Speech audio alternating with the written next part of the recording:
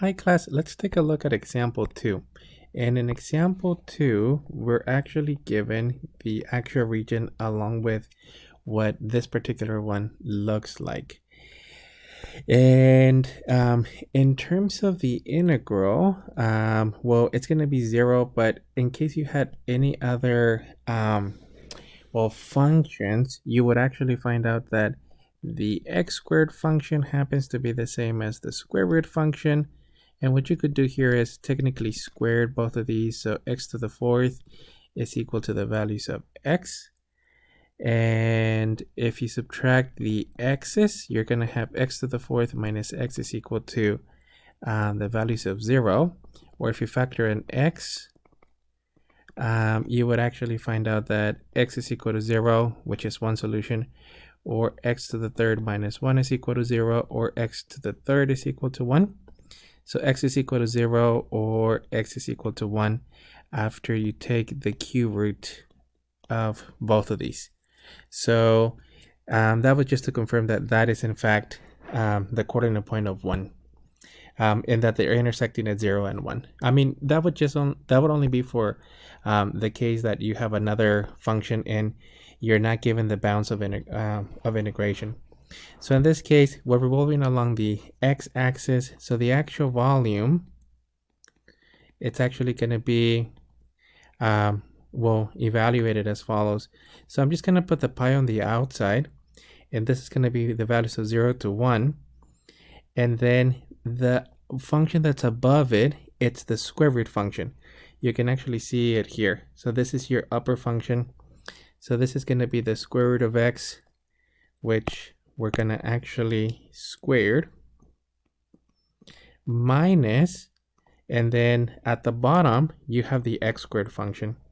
So this is x squared squared, not evaluated, but with the differential dx.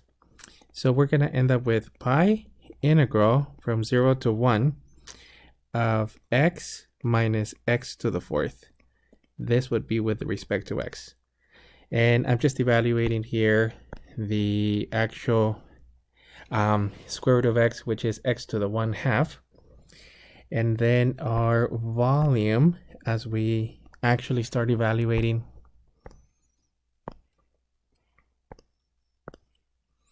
we're going to end up with pi integral. Actually, wait, let me just get rid of that integral.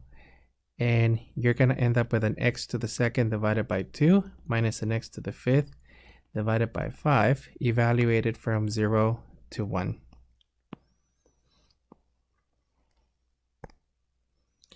And as we evaluate the next step, we're looking at this is equivalent to pi times, well, technically 1 squared divided by 2 minus 1 to the fifth divided by 5.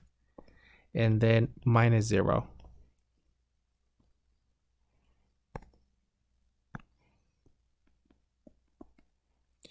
Which we end up with, well, pi times, this is going to be 1/2 minus 1/5. And then our LCD is equal to 10. So multiply the first one times 5 times 5 times 2 times 2.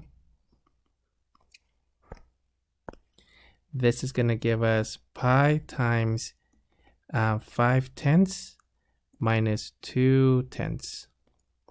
So I'm getting 3 pi over 10. So total volume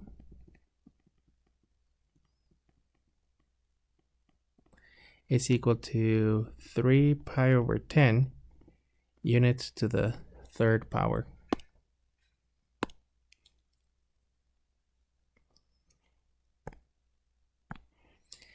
Not too bad the problems yet. The ones that are going to be really messy to actually solve, I may just ask you for the setup. And in the setup, you would just basically simplify the portion that you're integrating, but not evaluating the integral. So that would have been your solution. And then you would actually have units to the third power. So some of these problems, if the actual integral turns out to be really messy, I may just ask you to set it up and simplify the integral but not evaluate. So assuming that you have this portion set up, everything else should have been the same. So at the moment we're evaluating them, they're not that bad.